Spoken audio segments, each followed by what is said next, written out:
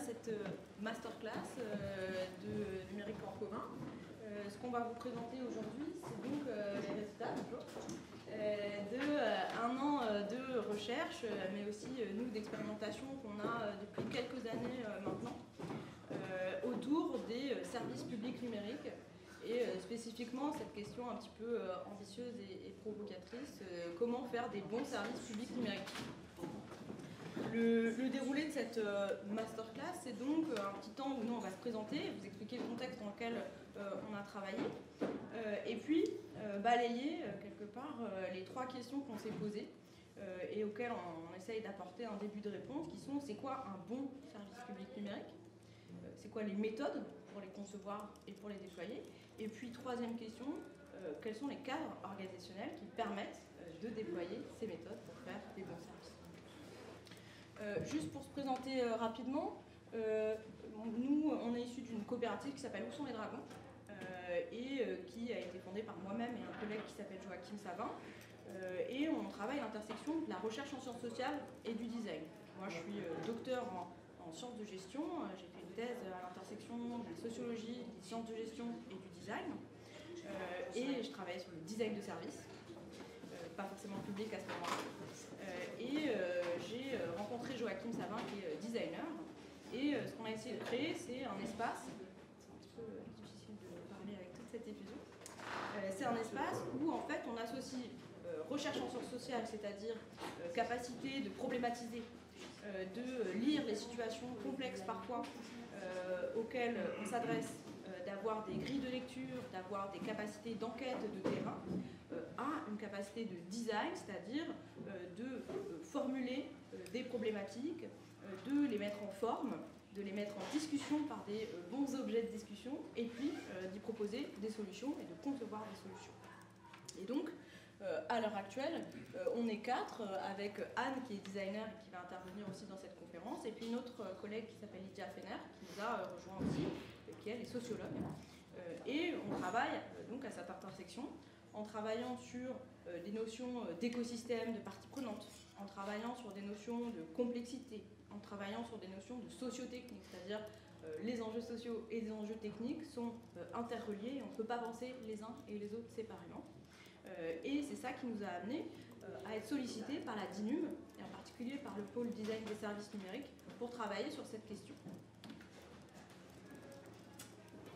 Donc en fait, on a un peu par rapport à justement la manière dont nous, on est situé dans l'écosystème des acteurs du design aujourd'hui, la DINUM vient nous chercher pour écrire un livre blanc, notre stratégique livre blanc, le terme a changé.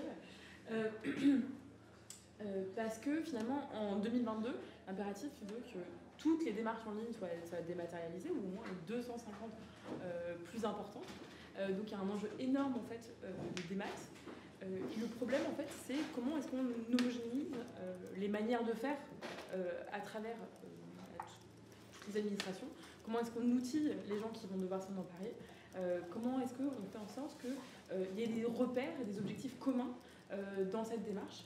Et tout l'objet du travail qu'on a mené, c'est de créer ces repères communs, autant en termes de caractéristiques, je te laisserai bien sûr développer, de qu'est-ce qu'un bon service, de quoi est-ce qu'il est fait, quelles sont les valeurs qui le sous-tendent, comment est-ce qu'on le fabrique, comment est-ce qu'on le conçoit, et puis ensuite, dans quel cadre organisationnel est-ce qu'il est en mesure d'émerger.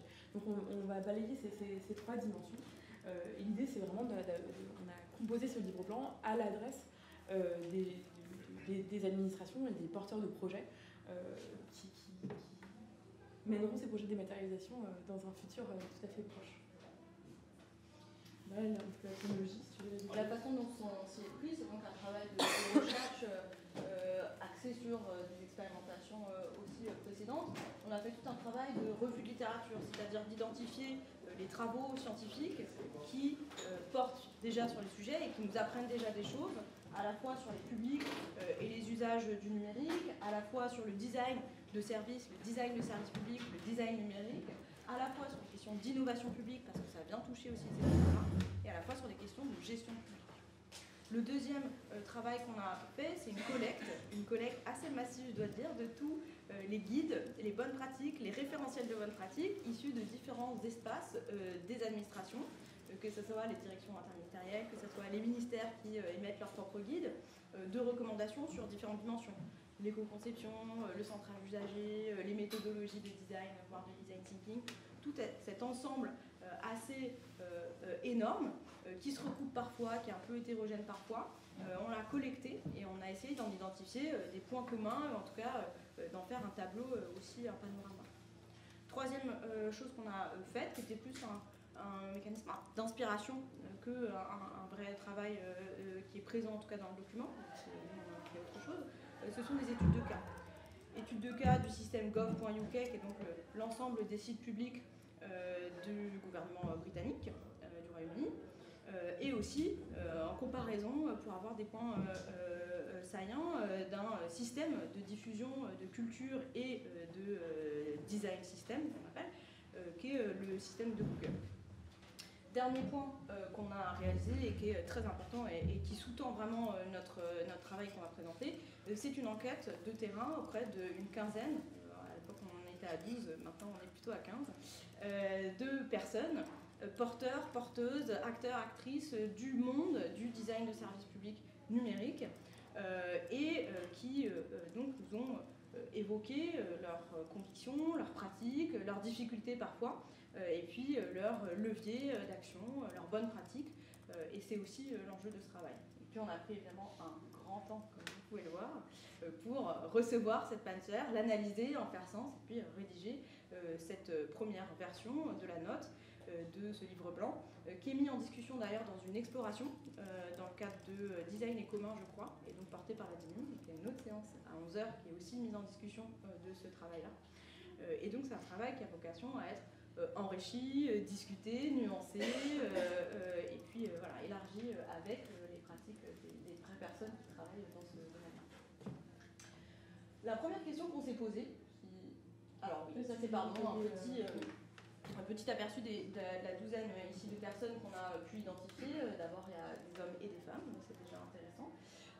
Et puis donc il y a une diversité de profils qui vont des hauts fonctionnaires décisionnaires, des cadres, avec aussi des profils techniques, type DevOps, des profils de gestionnaire de projet, et puis des profils de designers, donc pour avoir une diversité de points de vue, ça c'est du point de vue des métiers, du point de vue de la diversité aussi des endroits de pratique. Nous on était très centrés du fait en tout cas de l'ancrage interministériel sur des administrations centrales et des institutions, donc on n'a pas travaillé, on a peu travaillé avec des personnes qui travaillent en collectivité locale. Mais on a interviewé donc, des personnes issues de ministères, voire de grands ministères dits régaliens, des institutions ou des agences étatiques, et voire des personnes qui travaillaient auprès du Parlement. La première question qu'on s'est posée, de façon un peu et méchante, c'est finalement c'est quoi un bon service public? Donc évidemment c'est pas du tout bête, c'est très méchant. La première question, c'est qu'on s'est dit, ok, un bon service, mais pour qui? Et donc on entend parler depuis maintenant quelques années, on n'a pas attendu bien sûr le design pour le faire, du centrage usager. C'est un mouvement qui émerge dès les années 80 bien sûr, et qui a beaucoup habité l'administration, et donc on entend design centré usager, centré utilisateur. Et la première question, c'est de dire oui, un bon service, c'est un bon service pour ses utilisateurs et ses usagers. Et donc on imagine à cet endroit-là, de façon directe, les usagers bénéficiaires d'une politique publique, les électeurs dans un système électoral, enfin les gens qui vont directement utiliser le service. Le premier niveau qu'on a voulu rappeler, c'est aussi autour de ces usagers, ces bénéficiaires, il y a souvent tout un système de personnes qui les aident, que maintenant on appelle les aidants, et parfois qui réalisent ou qui aident à réaliser des démarches, et que ce sont des personnes auxquelles il faut aussi penser quand on conçoit des services.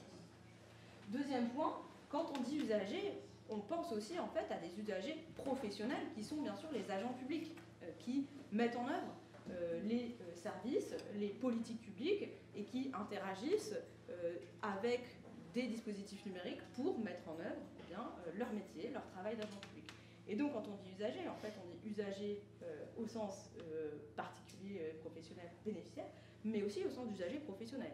Donc un bon service est aussi un service qui prend en compte la qualité et de travail des agents et qui par ailleurs va bénéficier à l'administration selon différents plans. Et en tout cas, il y a toujours ces deux facettes.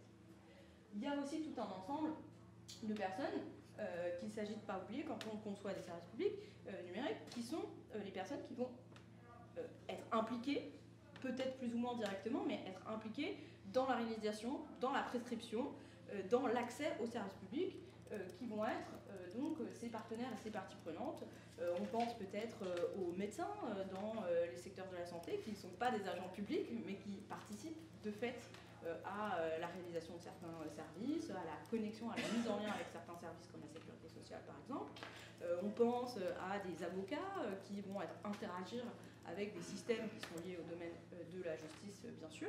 Et donc ces personnes-là vont contribuer, il faut les intégrer aussi dans leur point de vue, dans la conception des services publics. Et puis le dernier point qui émerge, qui est surtout d'une grande actualité aujourd'hui, c'est l'environnement et c'est la société. Un service public, c'est aussi quelque chose qui système, qui déploie une politique publique, et on attend bien évidemment d'une politique publique qu'elle ait des effets sur le monde social, sur le secteur en particulier parfois, et par ailleurs qu'elle s'intègre dans un environnement, et dans l'environnement on entend tous les éléments de tension sur la planète, sur l'impact social, sur l'impact environnemental, et donc un bon service c'est aussi un service qui prend en compte ces éléments. Le deuxième point,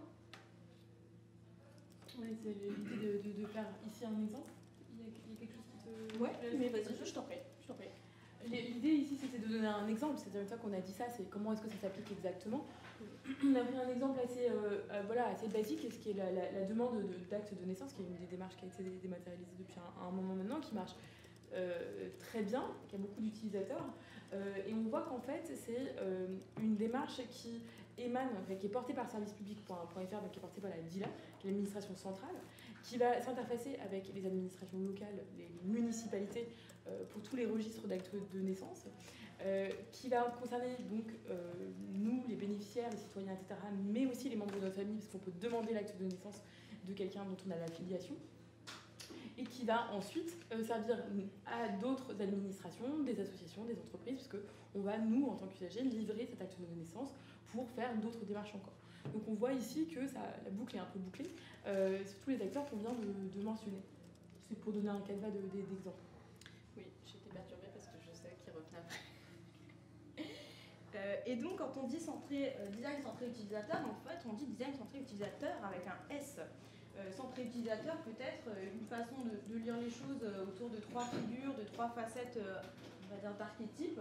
Ça peut être d'avoir comme point de repère, si tu peux afficher qu'en fait on a évidemment trois figures d'utilisateurs. Les usagers qui sont les usagers directs, qui vont utiliser, qui vont être impliqués dans leur façon de travailler, leur expérience de vie, etc. par le service. On pense bien évidemment aux bénéficiaires, aux aidants, et aux usagers professionnels, mais aussi les citoyens, c'est-à-dire la perspective du fait que ces services publics numériques vont avoir un effet sur le monde, et donc en tant que politique publique, un effet socio-économique et environnemental qui va être qualifié, et puis un effet aussi du point de vue des contribuables que nous sommes, qui est d'avoir une façon d'agir sur le monde qui soit raisonnable du point de vue financier par exemple, et qui permette de travailler de façon qualitative. On sait qu'on a aussi beaucoup de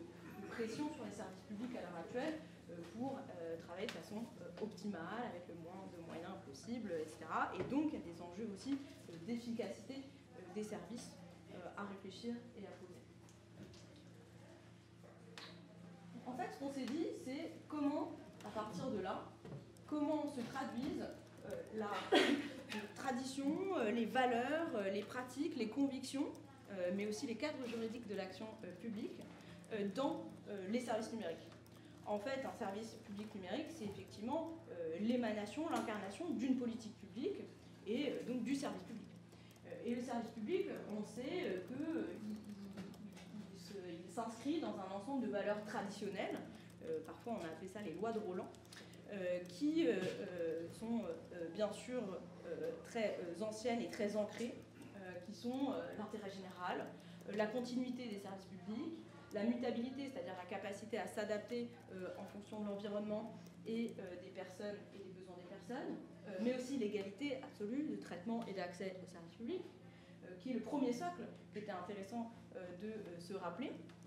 Deuxième socle qui est arrivé plutôt dans les années 80 avec les mouvements qu'on appelait le New Public Management, c'est des effets de transparence sur le fonctionnement des services, de libre concurrence par ailleurs, de performance, là on revient sur les effets de pression sur les ressources et sur l'optimisation quelque part de l'action publique, et de l'autonomisation de ces services.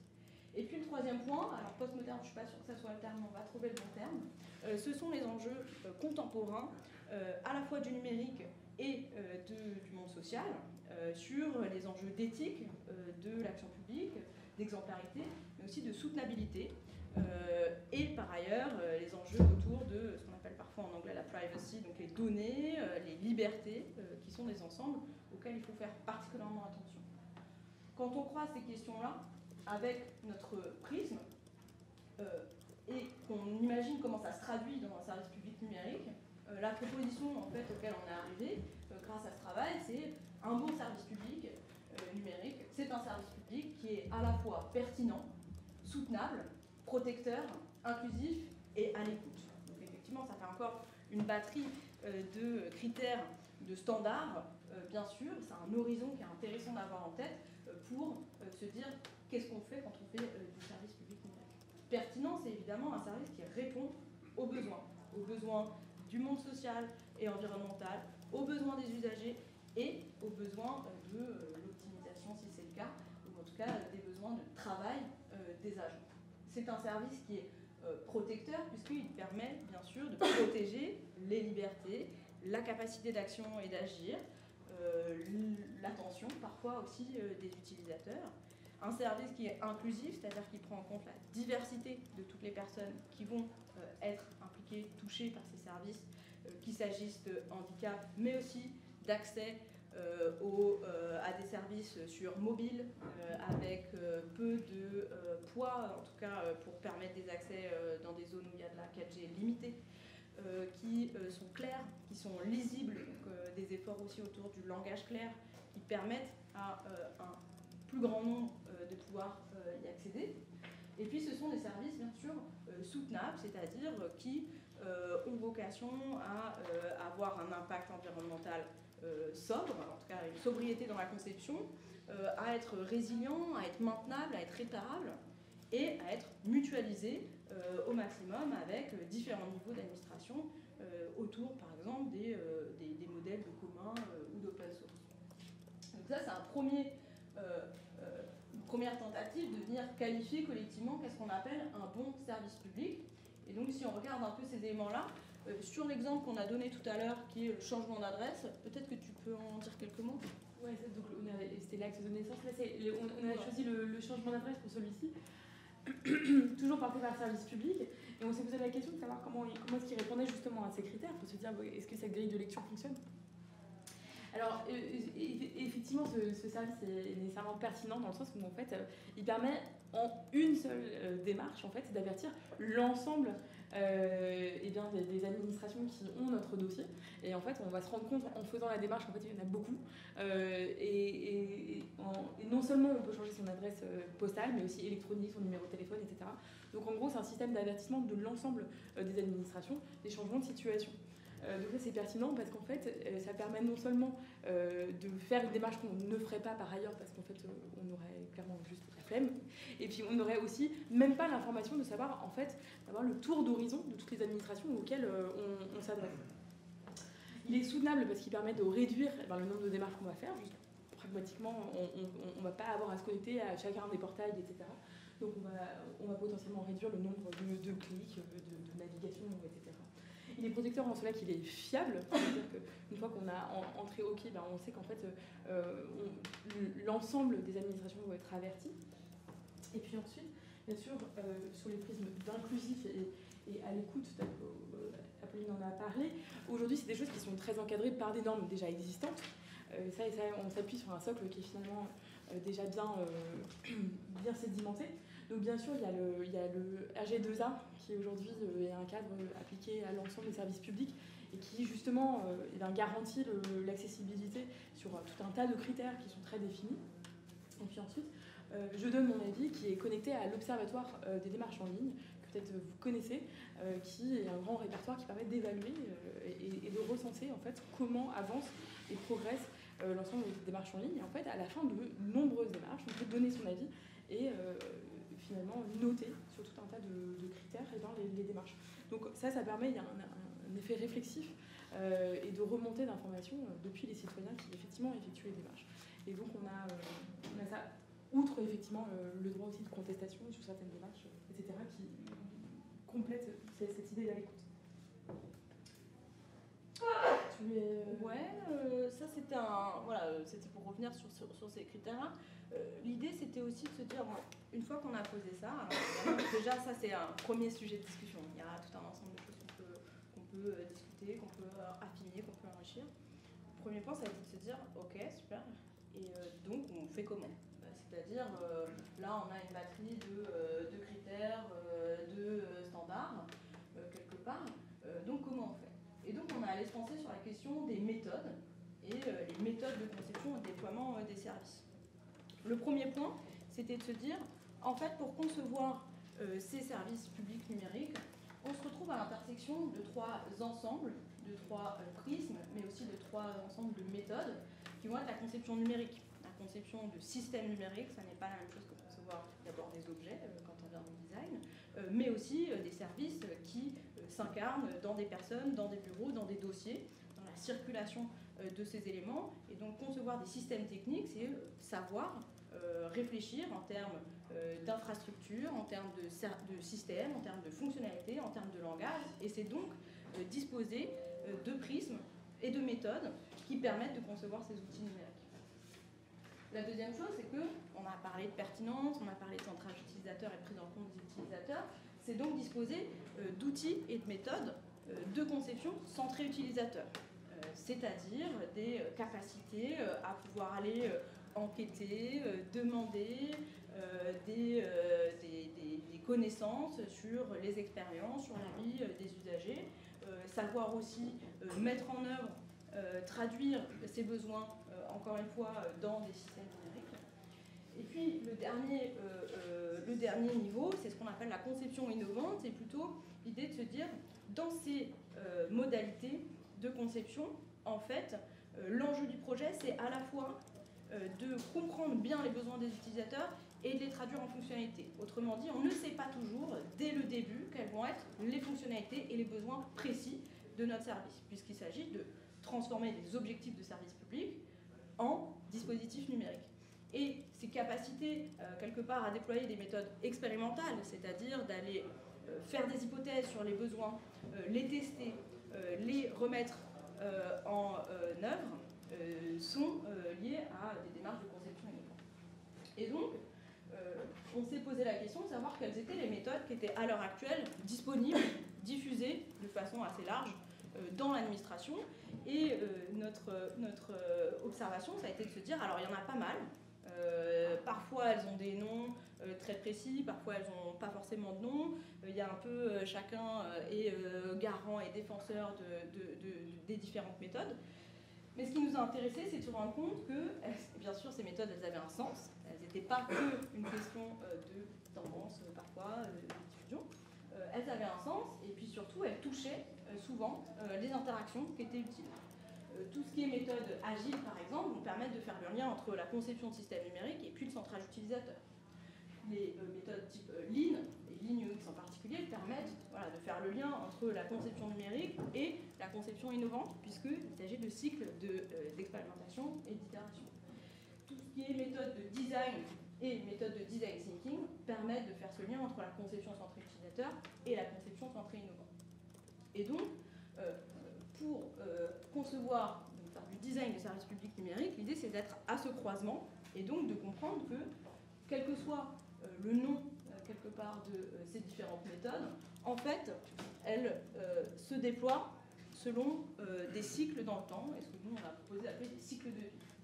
Première phase, qui correspond par exemple au premier diamant du design thinking, si vous connaissez, qui correspond à l'établissement à ce moment-là ici du backlog. C'est souvent à ce moment-là que commencent les méthodes agiles. Par exemple, les phases d'immersion et de cadrage dans le design, c'est vraiment comprendre quelle est la nature du service qu'on est en train de développer. C'est identifier le concept, c'est-à-dire les besoins auxquels on va répondre, et la solution, comment elle va y répondre à ces besoins. La deuxième phase, c'est une fois qu'on a identifié vraiment ce que va faire le service, comment on le déploie. Et donc là, on tombe plutôt sur les cycles, par exemple, de méthode agile à partir des backlogs. Là, on tombe aussi sur les cycles de déploiement en ligne, par exemple. Et donc, ici, on est dans la phase de déploiement, conception, déploiement, test, de façon itérative, jusqu'à arriver à une solution stabilisée, en tout cas dont on fait la preuve qu'elle répond aux besoins de façon satisfaisante. Et on va passer dans un troisième temps, qui est souvent oublié par exemple dans le design thinking, il manquerait presque un troisième diamant, qui est la phase de déploiement et d'implémentation, et donc d'arriver à, parfois on parle de mettre à l'échelle dans certaines méthodologies, mettre à l'échelle, c'est-à-dire déployer, embarquer les personnes qui vont déployer le service public, mais aussi les utilisateurs. Et donc, il y a tout un nouveau ensemble aussi de métiers et de méthodes à ce moment-là. Le dernier point sur cette question, c'était de se dire, en fait, quel que soit le nom aussi de ces méthodes, elles partagent un socle commun qui consiste à articuler de façon ad hoc à chacun des projets 6 ensembles. Premier ensemble, la recherche utilisateur et écosystème. C'est l'idée de connaître bien les utilisateurs, l'écosystème technique, social, environnemental, politique, culturel, et de se lancer par exemple dans des démarches d'entretien, dans des démarches d'analyse statistique des usages, dans des démarches d'impact par exemple. Deuxième point, c'est le découpage en fonctionnalités et en planification, et une planification itérative. C'est-à-dire le fait de se dire on ne va pas prendre les choses en grand tout de suite, on va essayer de décortiquer les choses et de travailler de façon itérative, c'est-à-dire en test et en cycle itératif, et puis surtout en découpage de parcours et de fonctionnalités. Troisième point, c'est l'implémentation et la faisabilité technique et organisationnelle. Ce sont les temps de développement, mais aussi d'inscription dans les pratiques de travail, et donc qui requièrent une réflexion sur l'ancrage en termes d'infrastructures, de systèmes et de fonctionnalités techniques, et leur inscription dans une organisation du travail. Quatrième brique qui est mobilisée, ce sont les scénarios d'usage, qui s'appellent parfois user stories. C'est l'idée de cibler les fonctionnalités du point de vue des utilisateurs et d'en illustrer les usages, notamment en termes de parcours, et donc de ne pas réfléchir que à la fonctionnalité en termes de ce qu'elle permet de faire, mais à l'inscrire dans un parcours d'utilisateur, illustré souvent du point de vue des utilisateurs. Cinquième brique qui est mobilisée, c'est la question du dessin et du prototypage. Parfois on parle de UX, UI, parfois on parle de dessin, croquis, prototypage, maquette, et la mise en test, la mise à l'épreuve auprès de différents utilisateurs, ou la mise à l'épreuve technique des systèmes. Et donc ce sont aussi des briques qui sont mobilisées dans toutes les méthodologies dont on vient de parler. Et puis le dernier point, c'est évidemment de se reposer de façon fréquente sur l'évaluation de différentes natures, on va y revenir, et l'itération. Et donc ce dont on se rend compte, c'est que sur chacun des projets, en fait, il s'agit d'articuler de façon adaptée, et de façon adaptée à chaque projet. Il n'y a pas de méthodologie linéaire et magique, d'adapter à chaque projet ces ensembles d'activités et de briques. Dans la partie amont, on va souvent se reposer de façon importante sur la recherche utilisateur, sur le prototypage de premiers éléments qui permettent de vérifier si oui ou non on répond bien aux besoins de nos utilisateurs. Dans la deuxième partie, la deuxième phase, on va se reposer beaucoup sur le déploiement technique et organisationnel, sur le test de façon itérative. Dans la troisième partie, on va beaucoup se reposer sur encore une fois, des recherches utilisateurs dans le sens comment déployer ces systèmes et comment embarquer les différents acteurs dans cette diffusion. Et puis, ce dont j'ai oublié de parler, c'est que il n'y a pas de fin en fait à cette phase, puisque ici, on est souvent dans des mécanismes d'amélioration continue, et donc on continue à évaluer et faire évoluer notre service public numérique. Ce qui est intéressant de voir, c'est que en fonction de ces différentes phases, en fait, les activités n'ont pas tout à fait la même nature. Si on est en phase amont de concept, les recherches utilisateurs vont être très exploratoires, très qualitatives. Il va s'agir de réaliser des entretiens, il va s'agir d'aller faire des observations peut-être, la nature et les méthodes de recherche utilisateur ne sont pas les mêmes que dans la phase 2, où il va s'agir plutôt, par exemple, de mettre à l'épreuve au cours de tests, de vérifier l'utilisabilité du projet plus que les besoins. Et ça ne va pas du tout être le même niveau quand on va essayer de chercher à déployer, puisqu'il va s'agir de comprendre qu'ils vont être, par exemple, les relais de prescription qui vont nous permettre de déployer dans des organisations ou d'attirer, je ne sais pas si c'est le terme, des utilisateurs sur une plateforme numérique, par exemple. Un exemple que j'aime beaucoup, moi, c'est ma procuration en ligne. Ma procuration en ligne, qui est donc une plateforme qui permet de faire un début de demande de procuration en ligne, parce qu'il s'agit ensuite de passer devant les forces de l'ordre pour vérifier notre identité et notre libre consentement à demander procuration. Mais c'est une plateforme en ligne, je pense qu'il y a 4 pages, donc il y a je suis qui, je vote où, je donne ma procuration à qui, pour quelles élections, en gros, pour quelle temporalité. Et donc, c'est un système, si on revient aussi sur nos différents acteurs, ça c'est l'interface usagée, mais derrière il y a une interface bien sûr force de l'ordre, puisqu'ils reçoivent une pré-instruction, une pré-demande de procuration qu'ils doivent valider et sur lequel ils doivent agir aussi, pour qu'ensuite ça soit transmis aux communes, qui, elles, font le travail de vérifier si la personne, le mandant, est bien inscrit sur sa liste électorale, le mandataire de même et n'a pas trop de procuration, fait une validation, et ensuite le système renvoie à la commune, bien sûr, une liste électorale à jour et qui comprend les procurations. Donc on voit bien qu'il y a tout changement sur cette facette, quelque part, du service public numérique, va impliquer des changements sur les autres facettes du service numérique. Comment ils s'y sont pris? Ce qui est intéressant, c'est d'abord que la commande, qui est une commande politique, on va y revenir, qui est une commande politique extrêmement forte, vient du cabinet ministériel directement, en août 2020, et ils sortent une plateforme fonctionnelle le 6 avril 2021. Donc on est quand même sur 6-7 mois, mes calculs sont très mauvais, c'est 7 mois je crois. Ouais. Sur 7 mois. Pardon? Ce qui est exceptionnel. Ce qui est très rapide, voilà, en effet. Et donc, ils arrivent avec une commande politique qui est de dire il y a 2 enjeux. Il y a un enjeu, c'est un enjeu d'affichage. On veut que la procuration en ligne soit disponible pour les élections de mai-juin 2021. Deuxième enjeu, qui est un enjeu métier, c'est le ministère de l'Intérieur qui émet cette commande, qui est de soulager ce qu'ils appellent les tâches connexes des forces de l'ordre, surtout en perspective des élections qui arrivent, parce que au bout d'un moment, les policiers, les gendarmes sont submergés par les demandes de procuration et quelque part ont moins de temps pour faire ce qu'ils estiment être leur vrai travail et leur travail valeur ajoutée. Et donc, c'est une façon aussi de permettre de leur faciliter la vie. Qu'est-ce qu'ils font? Alors, ils se lancent dans des recherches utilisateurs. Il se trouve que les équipes de projet connaissent très bien, c'est des équipes du ministère de l'Intérieur qui ont beaucoup circulé dans cet environnement, donc qui connaissent les besoins et les métiers. Ils vont voir aussi les communes pour voir comment les systèmes, alors ils vont voir les bureaux des élections plutôt des communes et du ministère de l'Intérieur. Et puis ils se lancent évidemment dans un découpage. Le premier découpage qu'ils font, c'est effectivement l'idée d'une interface à 3 étages. Étage, on va dire, mandant, mandataire, étage force de l'ordre et étage commune.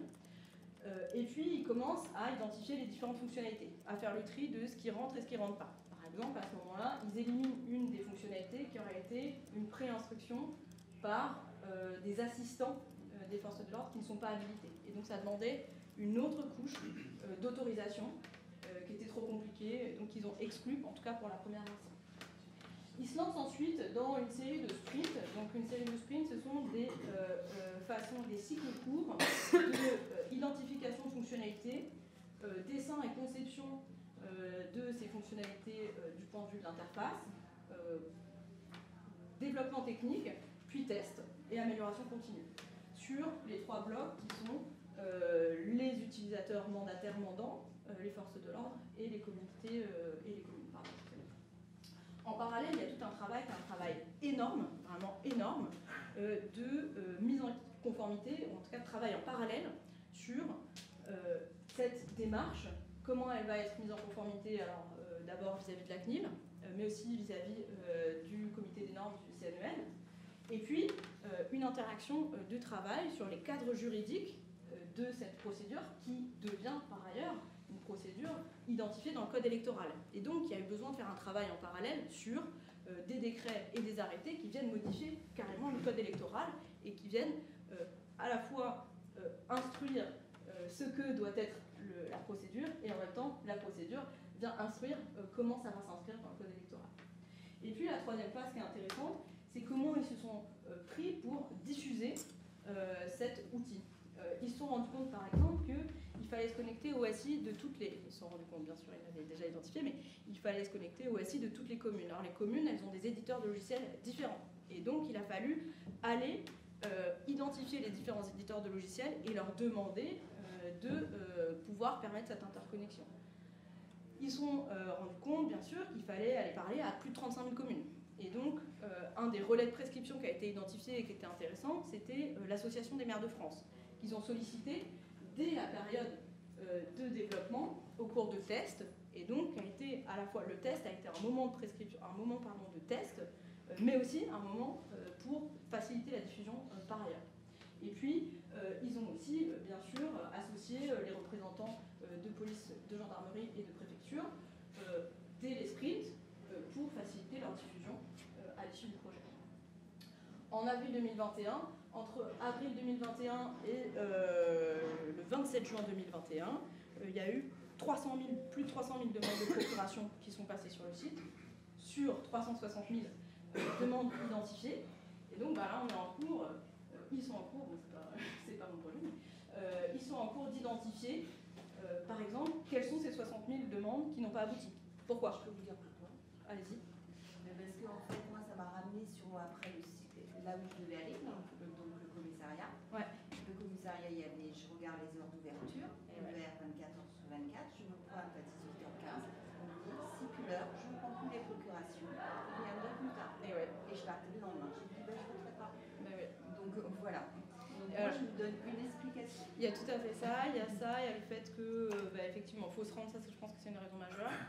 Il y a aussi les gens en fait, qui changent d'avis, il y a les gens... Mais déjà, si en fait, au niveau du lien, il était précisé que pour les procurations, le commissariat ne recevait le public que de telle heure à telle heure. Bien sûr. Voilà, Et ça, du coup, ça rejoint en fait la spécificité de chaque commissariat. Et donc, il manque peut-être effectivement cette brique d'identifier où est-ce que vous vous trouvez, quel est le commissariat. Après, le commissariat, il est ouvert tout le temps, sauf pour ça. Oui, bien sûr. Et donc, en fait, il y a un double jeu d'horaire, hein, puisqu'il y a d'accueil, on va dire, pour la police en ligne générale, et puis pour les démarches administratives. Effectivement, ça, c'est la brique probablement qui manque. Et d'où le fait qu'on voit que, finalement, c'est la raison pour laquelle un service public et un service en ligne générale, en fait, ne s'arrête jamais, parce qu'en fait, il devra toujours grandir et s'adapter, et se débugger, etc.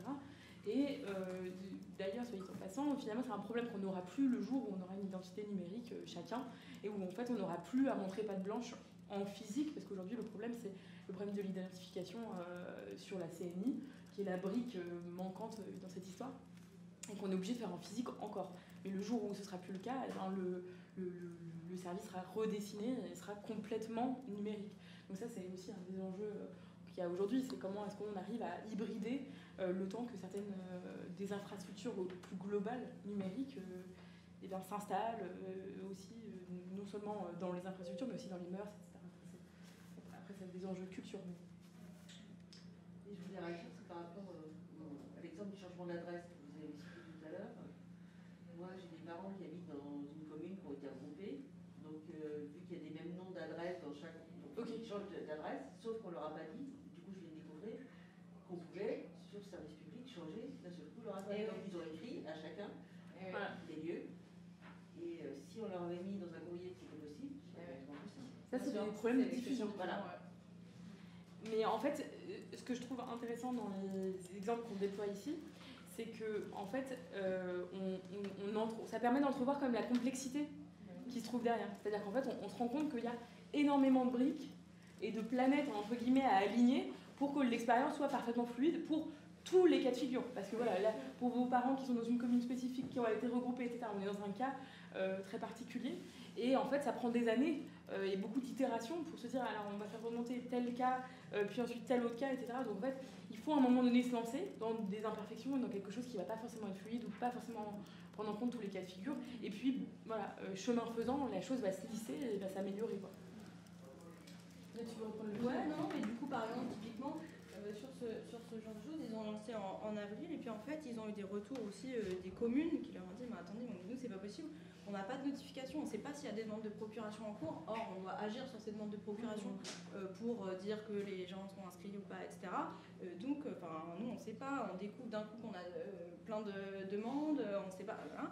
Et donc, une petite évolution qui a été faite très rapidement, entre avril d'ailleurs et juin, c'est mettre en place une notification à destination des communes, notification hebdomadaire dans les périodes, on va dire, creuses, et puis notification quotidienne dans les périodes préélections, qui sont des périodes où, évidemment, les demandes de procuration explosent.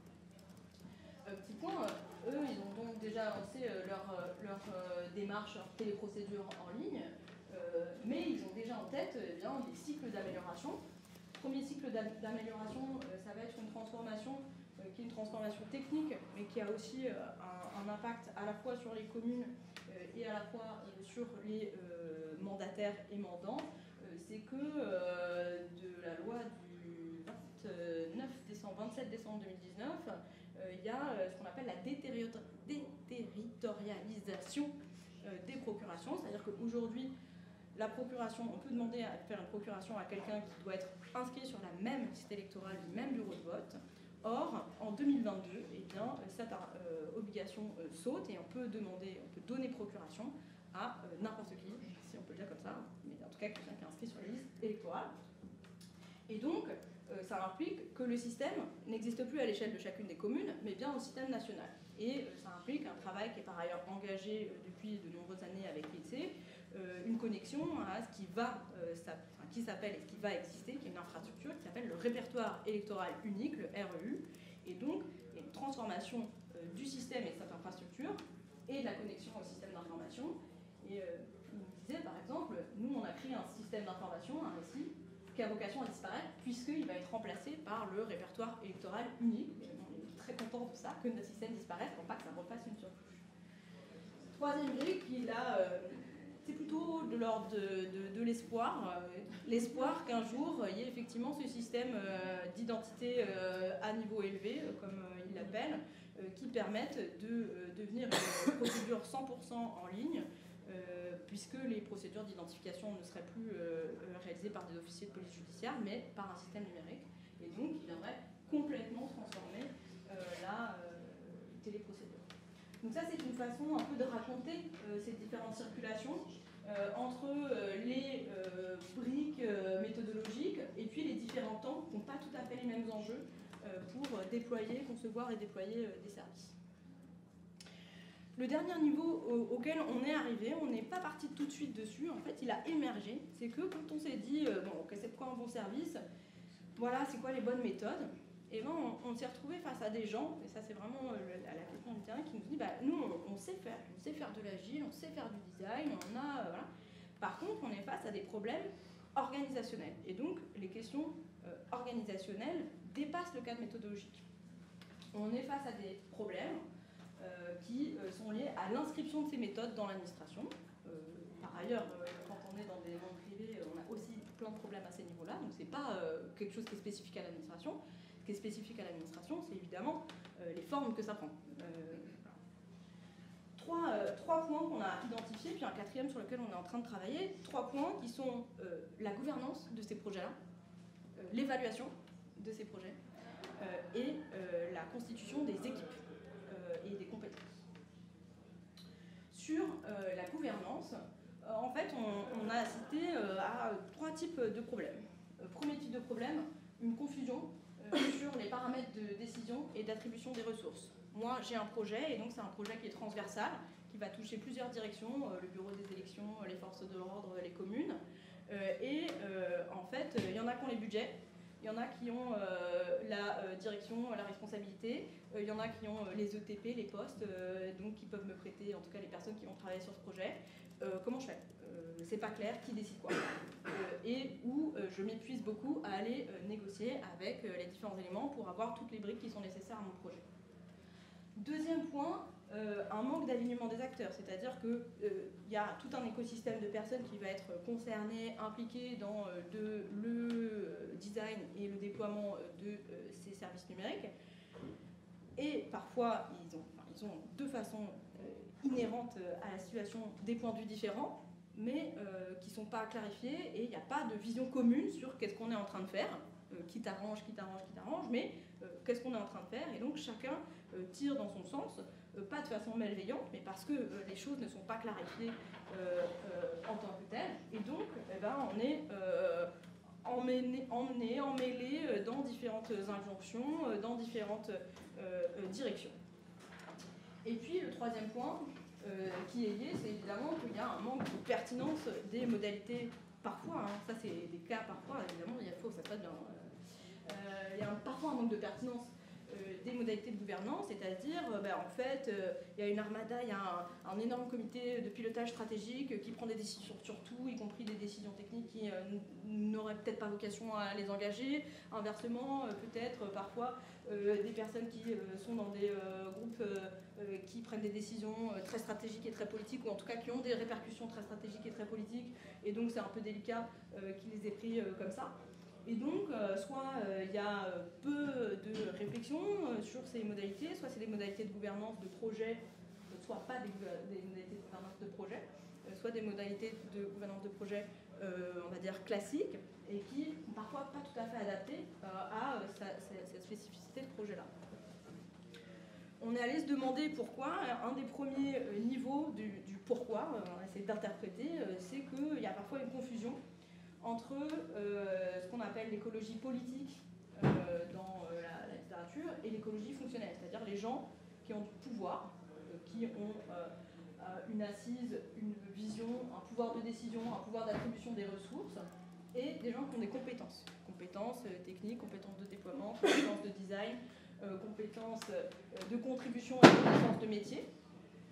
Et donc, il est intéressant et important parfois de clarifier qui ressort de l'un, qui ressort de l'autre. Parfois, il y a des personnes qui sont intéressantes et importantes, critiques sur les deux tableaux, mais donc clarifier ce qui est de l'ordre du registre politique et ce qui est de l'ordre du registre opérationnel et technique.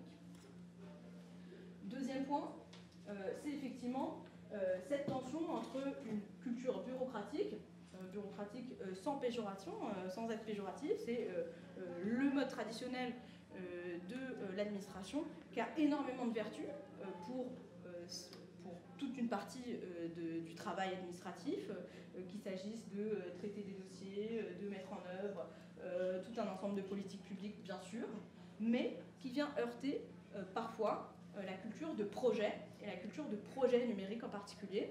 Une partie des réponses à cette tension, ça a été d'essayer de déployer des méthodologies agiles, par exemple, qui sont très adaptées à la culture de gestion de projet transversale, avec une façon d'expérimentation, une façon d'être itératif, qui vient essayer de proposer des façons de travailler vis-à-vis de cette culture bureaucratique assez verticalisée, assez... parfois on parle en silo, c'est-à-dire chacun des métiers est séparé. Or là, on est sur des façons de travailler très transversales. Et ça procure un certain nombre de difficultés.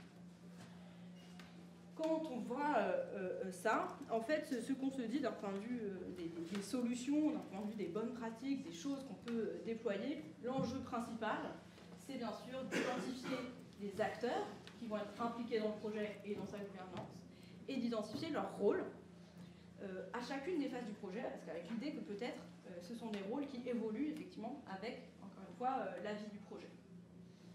Quand on dit ça, on imagine par exemple identifier deux écologies, donc une écologie fonctionnelle et une écologie politique, autour de rôles qui ont parfois été décrits comme étant des chefs de projet ou des chefs de produit. Ça dépend un peu des vocables, mais c'est à peu près la notion est un peu la même, c'est celle d'identifier un ou une responsable unique du projet, chargé de prendre des décisions sur la façon dont on travaille, dont on s'organise et dont on se dirige.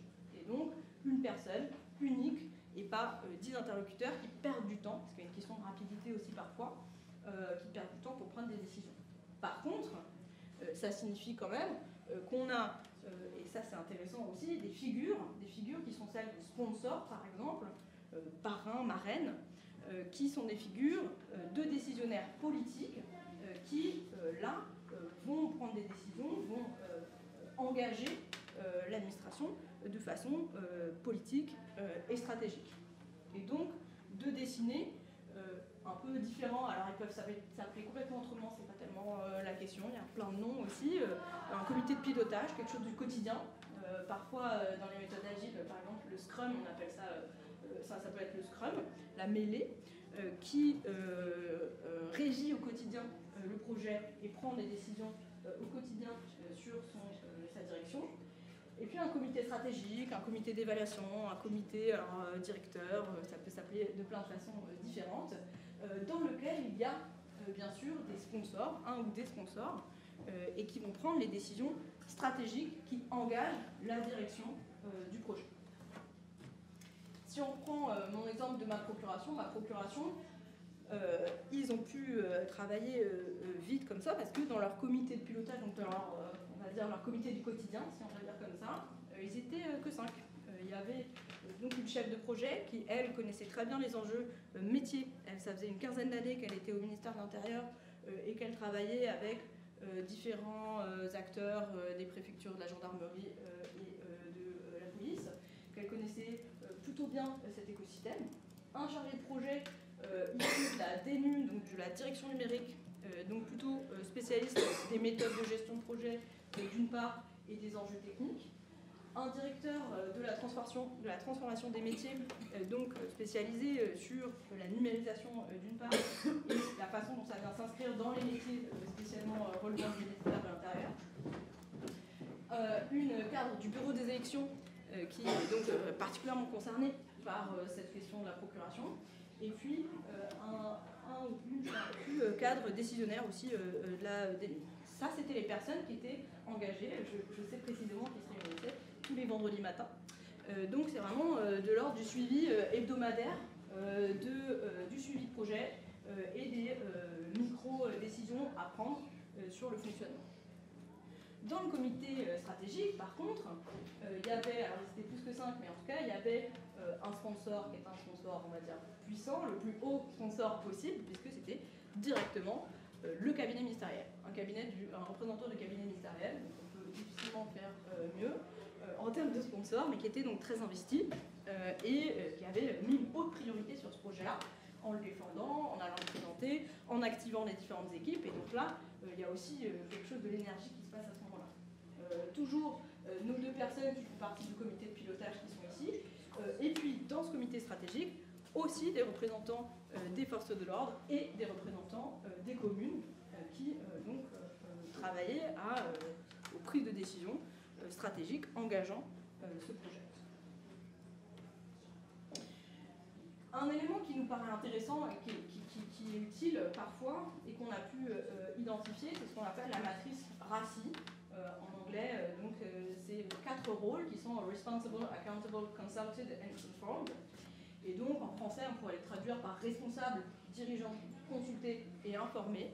Donc c'est un outil qui permet quelque part d'aider à clarifier. C'est utile quand on est dans des projets complexes, peut-être moins quand on est 5-6. Enfin voilà, ça dépend un peu des échelles, de prendre de l'énergie pour ça, mais on peut essayer d'identifier différents rôles. Le responsable, c'est une personne qui exécute la tâche et qui est responsable de son exécution.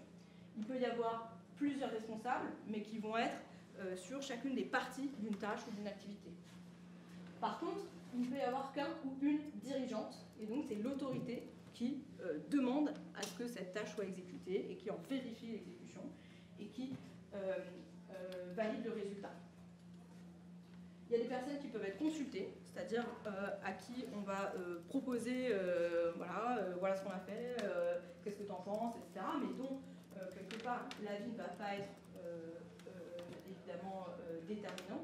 Ça peut être bien sûr utile, on peut consulter, mais il n'y a pas de prise de décision à niveau de cette personne. Et puis il y a des personnes qu'on va seulement informer de voilà, on en est là, on a fait ça, etc.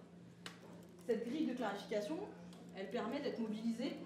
Alors, selon les outils de projet, ça peut être des Gantt, ça peut être tout un ensemble de tableaux de gestion de projet, mais sur lequel on peut venir aussi qualifier le rôle dans la gouvernance des différents acteurs, au niveau des différentes tâches et au niveau des différents acteurs qui sont concernés. On imagine bien que sur certaines tâches, on peut être décisionnaire, exécutant, et puis sur d'autres, informé et consulté. Et que c'est des rôles qui peuvent donc changer.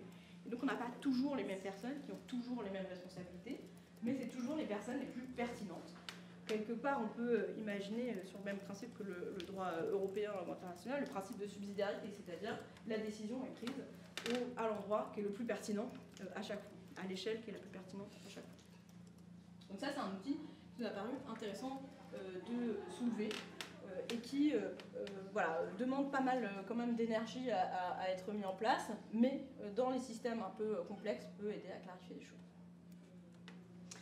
Le dernier point, c'est de se dire qu'en fait, faire un projet de service numérique, c'est aussi animer un réseau d'acteurs. Et on l'a vu, faire intégrer des personnes dès les phases de test permet aussi de faciliter sa diffusion, souvent. Et donc, il y a un intérêt aussi à penser à ouvrir la conception de ces designs, de ces processus de design de service numérique, en imaginant des temps qui permettent de rendre compte, des temps qui permettent de dire ce qui se passe, des temps qui permettent d'animer cette communauté, que ce soit en intégrant des utilisateurs et partenaires, que ce soit en intégrant aussi les partenaires internes, les équipes métiers, les décideurs, les sponsors, à différents moments, de façon à ce qu'ils et elles se sentent impliqués d'une part, sachent ce qui se passe d'autre part, et aussi envie, il y a déjà des questions d'envie aussi, d'enthousiasme, de diffuser. Et donc de ne pas oublier d'animer aussi ces temps communs et ces temps collectifs pendant le processus.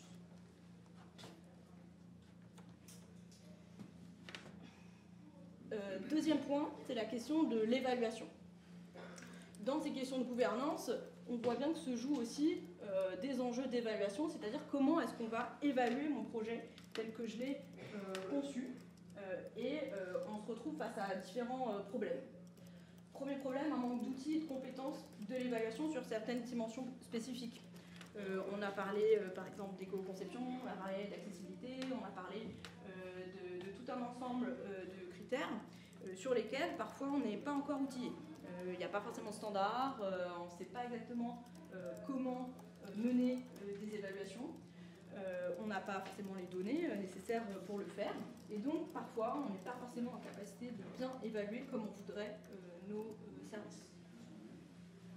Deuxième point, c'est surtout la question d'une tension sur le point de vue. Nous, on est arrivé par le fait de dire qu'un service, c'est entre l'administration, les usagers, les professionnels et évidemment les agents. On voit bien que dans les cadres d'évaluation, il y a une tension. À la fois, on incite les services à être centrés usagers, à la fois, à la fin, on met en place des cadres d'évaluation qui sont très centrés administration, et en particulier gestion des coûts, gestion des emplois, etc. Et donc, troisième mode aussi centré administration, restitution et application réglementaire, et pas forcément satisfaction des usagers. Et donc on a une tension entre ce qu'on nous incite à faire et en fait les cadres avec lesquels on regarde à la fin souvent les projets. Et puis, dernier point qui est plutôt lié et dans lequel nous on vient rajouter un ensemble aussi, il y a beaucoup de critères d'évaluation, très nombreux, on a du mal à se repérer, parfois contradictoires, ou en tout cas contradictoires dans la pratique, et puis qui sont très figés, c'est-à-dire qu'ils sont décidés en amont, et puis quel que soit le projet, on va leur appliquer des grilles d'évaluation. On s'est encore posé la question de comment ça se fait. Premier point, c'est qu'il y a effectivement une tension entre des approches et les postures de l'État, une approche des où l'État est le garant de l'intérêt général et donc sait ce qui est bon et donc propose, voire contraint parfois, à des politiques publiques, versus un mode ascendant, donc bottom-up en anglais, où il s'agit d'écouter les besoins, de répondre aux besoins des utilisateurs et des utilisatrices. Donc c'est des visions qui ne sont pas tout à fait les mêmes et qui rentrent parfois en tension à ce niveau-là. Deuxième point, la question de l'évaluation de l'innovation publique, elle se situe entre deux niveaux. Parce que le travail administratif, c'est aussi un travail qui est politique, puisqu'il s'agit de déployer des politiques publiques. Et donc on est entre un discours politique qui a des ambitions, qui est parfois vague, qui emmène vers une direction, et en même temps on a des contraintes, surtout depuis les années 80, de gestion de la performance, où on attend des résultats précis et métriques, quantifiés de l'action publique. Et donc, entre les deux, il y a une question de traduction. Comment on traduit un discours politique en indicateurs clés? Et là, il y a une tension. Parfois, ça se fait mal. Parfois, on n'utilise pas les bons indicateurs. Parfois, justement, le discours était en lui-même parfois un peu contradictoire. Et donc, on ne sait pas comment l'outiller de façon claire. Et puis, le dernier point, c'est effectivement des approches de la conception et du travail administratif, avec une grande tradition de la planification, c'est-à-dire je sais ce que je veux dans 5 ans et on va faire comme ça, comme ça, comme ça, comme ça, versus un mode qu'on a donc appelé la conception innovante, c'est voilà vers là où je voudrais aller et je travaille de façon expérimentale pour comprendre si c'est bien là où il faut que j'aille et si cette solution répond bien à ce problème. Et donc on est encore une fois dans des approches qui ne requièrent pas les mêmes façons d'évaluer les choses. Et donc, du point de vue des enjeux critiques à déployer, c'est vraiment déployer une vision commune de l'évaluation et qui évolue avec les phases du projet. Les 4 questions qu'on se pose dans cette question d'évaluation, c'est bien quel est l'objet de l'évaluation, on évalue quoi, et ça change aussi un peu selon les différentes phases. Qui évalue, qui produit l'évaluation, et en particulier avec quelle méthode et quelles données, et qui reçoit cette évaluation pour en faire quoi. Et on voit bien que, aux différents temps du cycle de vie de ce projet-là, ces questions-là vont prendre des formes différentes. Dans la première phase, en fait, il s'agit de construire son propre cadre d'évaluation. Il s'agit de comprendre si les objectifs de politique publique qui ont été posés, la commande presque, est véritablement pertinente, comment elle va se traduire auprès des différents acteurs, comment elle va prendre forme, et dans cette phase de définir quels vont être les critères de réussite et les critères avec lesquels et à l'aune desquels il faut évaluer son service public. Autrement dit, il ne peut pas y avoir d'évaluation générique qui est valide pour tous les services publics.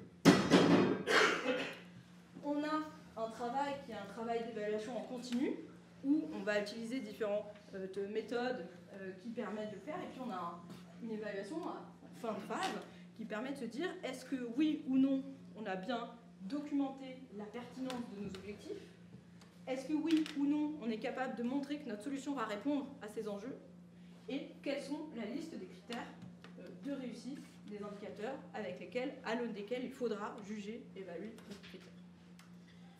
Dans la deuxième phase, on a des idées plus claires, c'est-à-dire qu'on a une liste de fonctionnalités, on a aussi une liste de critères, et donc on va pouvoir utiliser de façon continue ces critères pour améliorer notre solution et vérifier que lorsqu'on la déploie, vérifier que lorsqu'on la développe, elle répond bien à ces critères de différentes natures. On va aussi vérifier que ces critères sont toujours valides au regard de la situation. Et donc on voit bien que au moment où on est prêt à être déployé, on va aussi évaluer les choses autrement. C'est-à-dire que la solution répond bien aux objectifs qui ont été fixés, qu'elle est utilisable, qu'elle est stable, qu'elle est bien dimensionnée, mais aussi qu'elle va avoir un impact lors de son déploiement. Dans la phase d'implémentation et d'amélioration, on voit aussi qu'il s'agit de tester si, oui ou non, la solution répond et délivre ce qu'elle avait promis de délivrer. Et à l'issue de cette phase, une fois que les choses sont en ligne, le service est en ligne, il y a une évaluation qui peut être une évaluation d'un autre niveau, qui est l'évaluation des impacts de la solution, mais aussi de la conduite du projet, bien entendu. Et donc, on va pouvoir faire un bilan là-dessus. Je vais aller un petit peu vite sur cette question. Et je vais juste parler dans un dernier temps de la question des équipes et de la constitution des équipes pour laisser le temps à la discussion. Le troisième niveau de problème qu'on a rencontré, c'est le fait de se dire oui, nous on a très envie de faire des services publics, par contre on n'a pas les ressources en interne pour le faire. On n'a pas les ressources en interne pour le faire parce que parfois on n'arrive pas à recruter. Bien sûr qu'on est contraint par des enjeux de nombre de personnes de TP disponibles dans les équipes. Ça, c'est un vrai problème aussi sur ces questions-là, identifié par la Cour des comptes par ailleurs. Mais on ne sait pas aussi. Parfois, on a envie de faire, mais on ne sait pas quelles sont les compétences qui sont nécessaires. On ne sait pas comment les recruter, parce qu'on ne sait pas comment leur parler, par exemple. On ne sait pas exactement de quoi on va avoir besoin à quel moment. Et puis, dernier point, parfois on sait qui on veut, comment, mais on a du mal à recruter pour plein de raisons et aussi à acheter des prestations. Typiquement parce que les marchés sont décidés à un niveau interministériel qui ne correspondent pas exactement à mes besoins, parce que je ne suis pas exactement concernée par les marchés tels qu'ils ont été proposés, ou je ne sais pas exactement quelles prestations acheter. Le vrai problème à cet endroit-là, c'est effectivement qu'il y a un manque d'agents spécialisés sur toutes les compétences qu'on a citées, de la conception numérique, la conception centrée utilisateur et la conception innovante. Et qu'il y a un manque cruel qui a été identifié par la Cour des comptes jusqu'à 400 ETP nécessaires dans les administrations centrales. Ce sont des métiers qui sont encore parfois peu connus, qui n'existent pas dans les grilles. Il n'y a pas de concours de designer de la fonction publique, j'aimerais bien. Voilà, et donc on a une difficulté pour recruter en interne. Par ailleurs, je crois que c'est jusqu'à 79% des compétences du domaine numérique sont détenues à l'heure actuelle par des vacataires. Donc voilà, c'est juste pour dire, massivement, on repose sur les vacataires. C'est un domaine en tension, voilà. Et donc on a une difficulté qui est un manque d'internalisation de compétences techniques et qui est à la fois au niveau des équipes, mais aussi à des niveaux stratégiques. On n'a pas de direction design, on n'a pas forcément de direction technique dans les administrations. Et on a aussi un manque de formation des décisionnaires de plus haut niveau qui ne connaissent pas encore ces métiers, ne connaissent pas encore la façon de les gérer. L'enjeu, ça va vraiment être de constituer une équipe interdisciplinaire qui permet de répondre aux différents enjeux des phases de projet et aux différentes activités, les différentes briques qu'on a identifiées, recherche utilisateur, développement technique et organisationnel, connaissances, métiers, etc. Et donc d'être capable d'associer ça. Quatre familles. La famille, entre guillemets, DevOps, qui va vraiment être en capacité de développer de façon technique les différentes briques. Et il ne s'agit pas seulement de l'interface utilisateur que parfois on appelle front-end, mais bien de l'ensemble, de l'architecture des systèmes, de l'infrastructure, de l'administration des réseaux, etc. Et donc il y a tout un monde auquel il faut sur lequel il faut bien sûr s'appuyer. Deuxième monde, c'est le monde du design et de la recherche utilisateur, c'est-à-dire toutes les personnes qui vont être en capacité de bien comprendre les usagers, éventuellement s'appuyer sur la recherche en sciences sociales, sciences comportementales, sciences cognitives, sociologie, psychologie, etc. D'être en capacité d'identifier l'expérience, de qualifier l'expérience vécue par les différents utilisateurs, de lui donner forme via notamment le design des écrans, des interactions, ce qu'on appelle parfois l'UX, UI, et aussi d'être en capacité de déployer des méthodes de projet innovants, ou pas d'ailleurs, autour de la participation par exemple. Troisième mode, qui est la famille des métiers, c'est-à-dire les gens dont et pour lesquels on développe des services publics numériques, la famille des agents, les métiers des agents qui sont concernés, et qui vont permettre à la fois de comprendre bien comment ces services vont s'inscrire dans leur pratique, mais aussi comment le diffuser, comment l'améliorer au regard des enjeux métiers. Dernière famille qui est extrêmement importante, c'est bien celle aussi de la gestion de projets numériques, et donc ces postes un peu transverses, chef de projet, chef de produit, parfois quand c'est dans ces types de méthodes, les Scrum Masters, etc. Et puis qui ont vraiment pour but de coordonner les projets. Je vais rapidement sur ce point. Dans le comité de pilotage de ma procuration, donc l'exemple qu'on a mobilisé tout à l'heure, on a bien 2 représentants de l'équipe projet, un représentant de la gestion de projets numériques, et puis 2 personnes pour les profils plus techniques de DevOps. Eux et elles ont sollicité une équipe de prestations externes qui, eux, ont amené les compétences de chef de projet aussi, mais de design et de développement à différents niveaux aussi. Ils ont travaillé avec une équipe de métiers, cadres juridiques, ce que je vous racontais sur le travail autour des décrets et de la certification.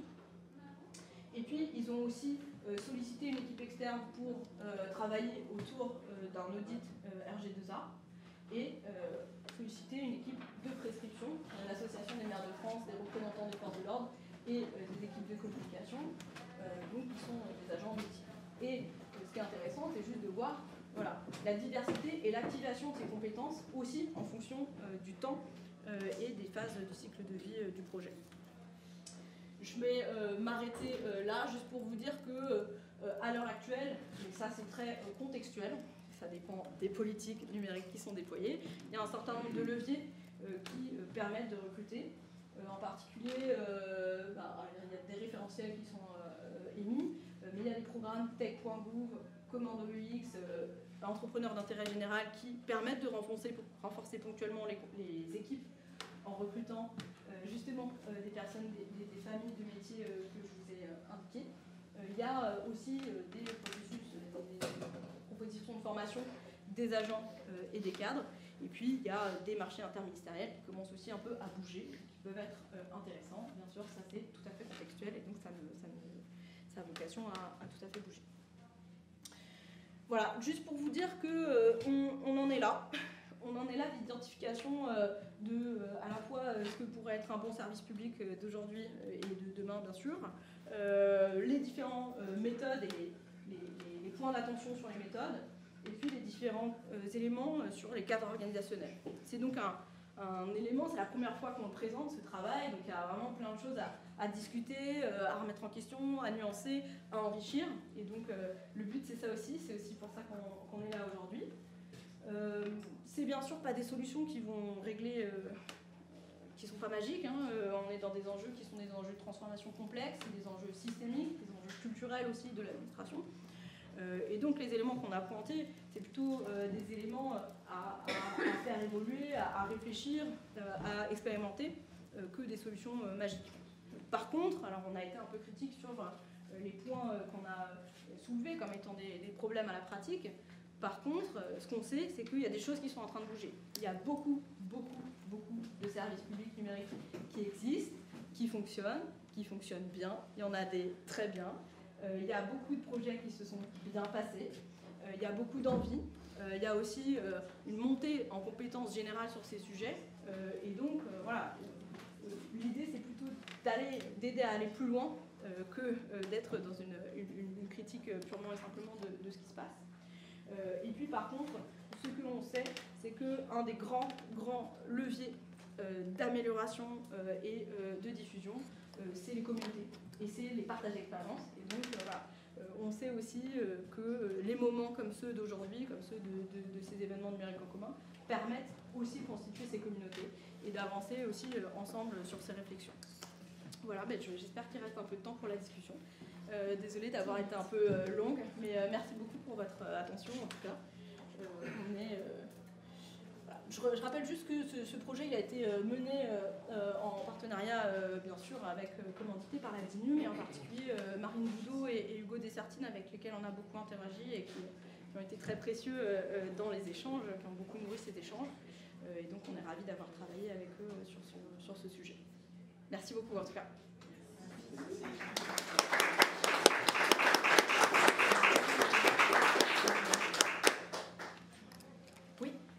Moi j'avais des questions plus par rapport justement à la prise en ligne des publics qui sont en difficulté, ouais.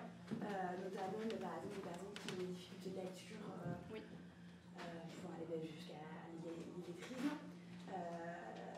Nous, on travaille avec des structures qui s'appuient beaucoup pour les aider à s'y retrouver sur, par exemple, les logos, les pictos sur les sites. Sauf que d'une plateforme à une autre, il n'y a rien qui est harmonisé. Et du coup, c'est hyper compliqué d'essayer de trouver des solutions. J'ai déjà essayé, je pense notamment à un projet sur Bordeaux qui s'appelle l'Atelier Graphite, qui sont vraiment très engagés sur cette question. Elles ont déjà essayé de se rapprocher, de faire des remontées par rapport parce qu'elles ont monté tout un projet financé par la Fondation AFNIC sur ces questions. Essayer de remonter tout le fruit de leur travail justement à la DINU. Du coup, je me demandais comment est-ce qu'on peut justement intégrer ces communautés de retour d'expérience, éventuellement les tests utilisateurs. Et est-ce que un jour, est-ce qu'il est prévu qu'un jour il y ait une forme, même si je sais que c'est une question à 10 000 € par le plus, qui est très compliqué, une forme d'harmonisation entre toutes ces plateformes. Parce que là, je sais que du coup, vous parlez des plateformes de l'État, mais du coup, avec Pôle, il y a Pôle emploi, il y a la CAF, les impôts, et d'un site à un autre, c'est quand même pas du tout harmonisé. Il y en a qui sont quand même ultra complexes, y compris pour des personnes qui ne sont pas du tout en situation de maîtrise. Tout à fait. Voilà, un peu, voilà, je ne sais pas si vous avez la réponse, mais... Non, on n'a pas la réponse, ça c'est sûr, parce que je pense que c'est quelque chose qui est complètement en train d'émerger, et c'est des préoccupations qui commencent à remonter et prendre de la place. Il y a deux éléments de réponse que je vois là, peut-être que tu en as d'autres. Un, c'est la charte Marianne qui vient d'être instaurée avec le système de design de l'État, qui commence à charter en fait les interactions, le graphisme, comment est-ce qu'on met en forme l'information sur tous les sites de l'État. Et ensuite, le deuxième élément de réponse, c'est pour moi le FAQ, qui justement est un langage qui commence à s'unifier autour de signes graphiques compréhensibles, parce qu'on parle vraiment de langage. En fait, ce que vous pointez, c'est qu'à un moment donné, il y a quelque chose comme un alphabet visuel qu'on puisse apprendre, reconnaître, et qui systématiquement doit dire la même chose. Et ça, il faudrait qu'à un moment donné, la charte de l'État et l'unification, en gros, rencontrent ces langages et puissent les intégrer. Je pense que c'est un peu ça la question qui se pose. Je pense qu'il y a le langage, mais il y a aussi les pictos. Si c'était toujours les mêmes pictos... Mais c'est pour ça que je parle de langage. C'est que c'est un pictogramme, c'est potentiellement un langage visuel. Après, il y a des sites qui commencent à faire ça, qui commencent à avoir des doubles lectures, un peu comme des doubles langages, où on peut passer au FAQ. C'est très minoritaire aujourd'hui encore, mais l'idée, c'est pourquoi pas, effectivement, que dans le RG2A, ou en tout cas dans la continuité de cette réglementation-là, il y ait des systèmes comme ça qui puissent émerger, ça c'est sûr que...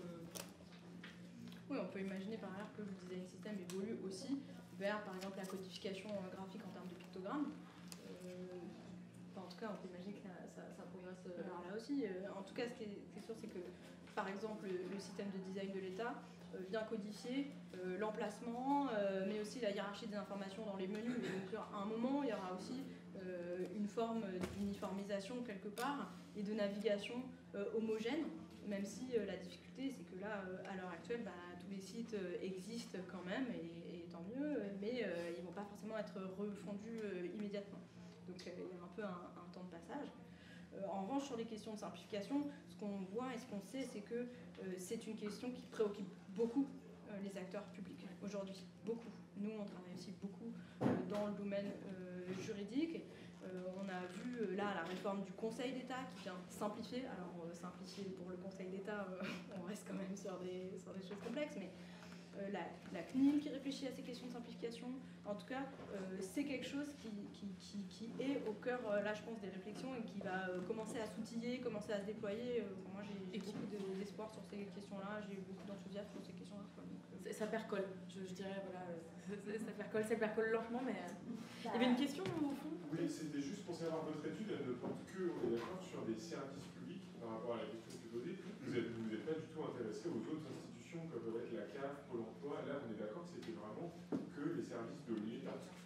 Alors nous, les gens qu'on a interviewés, c'est plutôt des services de l'État, sauf, il y a quelques instituts. Il y a un institut de recherche, par exemple, et puis on a les gens de mes droits sociaux aussi, par exemple. Donc c'est un peu entre deux, si on veut. Et à votre connaissance, du coup, pour rebondir sur la question qui a été posée juste avant, est-ce qu'il y a déjà eu au niveau national des échanges entre la CNAF, entre les grandes institutions au niveau national qui effectivement ont chacun leur site et qui, a priori pour le moment, n'ont pas trop de volonté d'harmoniser. Est-ce qu'il y a déjà des temps d'échange ou pas du tout? Alors ça, je ne saurais pas exactement vous dire. Par contre, ce qui est sûr, c'est qu'au-delà des temps de discussion, il y a des temps, on va dire, de contraintes réglementaires qui vont s'imposer. D'abord, par exemple, on a déjà parlé du fait de la disponibilité des procédures en ligne en 2022 de tous les sites, donc tous les sites publics, en tout cas toutes les démarches publiques. Donc ça va aussi s'appliquer sur aussi, par ailleurs, des services menés par les collectivités locales, par exemple. Et par ailleurs, il y a aussi des enjeux de contraintes. Alors, par exemple, là, on est sur une version bêta du système de design de l'État, mais à moyen terme, il y aura une contrainte à ce que tous les sites publics soient en conformité avec ce système de design. Je n'ai pas les dates ni les conditions, mais donc à moyen terme, c'est une obligation réglementaire qui va s'imposer. Ça ne veut pas dire qu'il n'y a pas de discussion en amont et que, évidemment, les acteurs publics attendent d'être contraints pour faire des choses. C'est pas du tout ce qu'on dit, mais en tout cas, à moyen terme, il y aura une forme d'homogénéisation réglementaire. Par contre, je pense qu'effectivement, il y a des gros enjeux et que chacune des institutions réfléchit à son échelle. Une des choses qu'on a relevées, par exemple, c'est que il y a assez peu de partage d'expérience encore, justement, inter-niveau, inter-ministère, inter-administration. Ce qui se passe, c'est surtout à l'échelle de communautés, par exemple, communauté technique. Je suis designeuse en collectivité. Il y a un réseau qui s'appelle Dessin Public, qui est très chouette d'ailleurs, je crois qu'ils interviennent en ce moment. Il y a des réseaux de développeurs, développeuses de l'État. Il y a des réseaux, enfin, il y a des communautés comme ça, mais il n'y a pas encore à notre connaissance, on le souhaite vivement, d'échanges, de partage à l'échelle des administrations et des institutions entre elles. Ouais. Je trouve très intéressant de partir de ce qui marche bien, mais néanmoins, si on regarde l'observatoire des démarches dématérialisées, il y a des démarches qui ne marchent pas bien, notamment celles qui touchent les personnes les plus précaires. Vous pensez que c'est parce que ces personnes ont déjà des frais numériques. On peut aussi se dire que peut-être que ces usagers ne sont pas bien intégrés au moment de la conception, etc. Et ça retourne un peu, évidemment, sur les mêmes, je pense, pour travailler sur ces questions-là, aux démarches qui ont trait à l'allocation du RSA. Bien sûr. Qui est assez complexe aussi. Est-ce que, je sais pas, premièrement, vous avez connaissance de travaux un peu similaires à ce que vous avez fait qui partiraient de ce qui ne marche pas plutôt que des bonnes pratiques? Parce que j'ai l'impression c'est assez facile quand on parle de la procuration, de démarches qui concernent tout le monde, on voit que voilà, on arrive à faire des services hyper performants et tout. Quand on va sur des sujets plus difficiles et des démarches plus difficiles, on a toujours l'impression que c'est un peu l'angle mort de ces réflexions. Oui. Ce qui est dommage, d'autant que ce sont des personnes qui ont plus besoin qu'on fasse des efforts aussi en termes de design. Et voilà, je sais pas, c'est pas très précis, mais je voulais savoir si vous réfléchissez là-dessus, si vous avez des connaissances sur ce sujet. Alors oui, on réfléchit beaucoup sur ce qui ne marche pas. Je suis d'ailleurs un peu surprise que vous ayez eu la sensation qu'on parle que de ce qui marche, parce que c'était pas tout à fait l'objet de la situation. Par contre, l'exemple qu'on a montré ma procuration, c'est effectivement ça. Ce qu'on s'était dit, c'était un choix sur cette présentation, c'était de se dire, plutôt que de montrer tout ce qui ne marche pas pour essayer d'expliquer une démarche, là on va montrer effectivement quelque chose qui a plutôt bien fonctionné. Avec un point majeur, qui est un point de facilité sur ma procuration, c'est que, c'est une commande ministérielle avec un très très gros niveau d'engagement et de budget, on ne va pas se mentir non plus, sur ma procuration, premièrement. Deuxièmement, ce que vous avez vu et ce qu'on n'a pas souligné, c'est qu'il y avait des représentants des métiers, des communes, des forces de l'ordre, etc. Il n'y avait pas de représentants des utilisateurs. Juste petit point quand même. Donc, parce que le choix qui a été fait, c'était de se dire ça concerne très largement un grand nombre de personnes, que voilà, on va mettre ça en ligne, puis qu'on verra après. C'était un peu le choix. Et puis deuxièmement, c'est qui les électeurs, quoi. Il y avait, et donc là, pour le coup, il y a quelque chose qui est aussi surprenant ou pas, mais en tout cas, il n'y a pas d'inclusion d'utilisateurs, ni dans les tests. On leur a posé la question. Les sprints, par exemple, qui ont développé cette expérience, ne font pas de tests auprès des utilisateurs mandants et mandataires. Et donc, il y a aussi cette question-là. Nous, on a eu beaucoup dans l'entretien le fait de dire, en fait, on a aussi des directions qui ont peur d'inclure les usagers directement dans nos processus. Et il y a ce frein culturel, ça, il est là. Et donc, on sait aussi qu'il y a plein de démarches qui ne fonctionnent pas bien parce qu'on se repose sur le prisme de la connaissance des agents, qui est certes très précieuse, mais qui ne se suffit pas à la connaissance, bien sûr, des utilisateurs et des utilisatrices. Et donc, de plus en plus, il y a des méthodes. La DITP, par exemple, propose des accompagnements sur comment est-ce qu'on inclut les usagers. Enfin, il y a une réflexion autour de ça, mais il y a un frein aussi, qui est un frein organisationnel et culturel sur le fait d'intégrer les usagers, et parfois méthodologique aussi. Donc moi je suis d'accord, il y a un problème aussi, parfois, sur une partie. Et nous là, la note, elle a plutôt vocation à éclairer, à faire réfléchir les gens qui sont en train ou qui vont mener des projets, que des projets qui sont déjà existants et qui ont plein de dysfonctionnements et de façon évidente. L'enjeu, c'est aussi de nourrir ces réflexions-là. On nous dit dans l'oreillette qu'il faut arrêter. Ok. Donc ouais, j'espère qu'il n'y a pas de frustration sur les questions qu'on pourra peut-être poursuivre en dehors. Merci beaucoup en tout cas. Merci.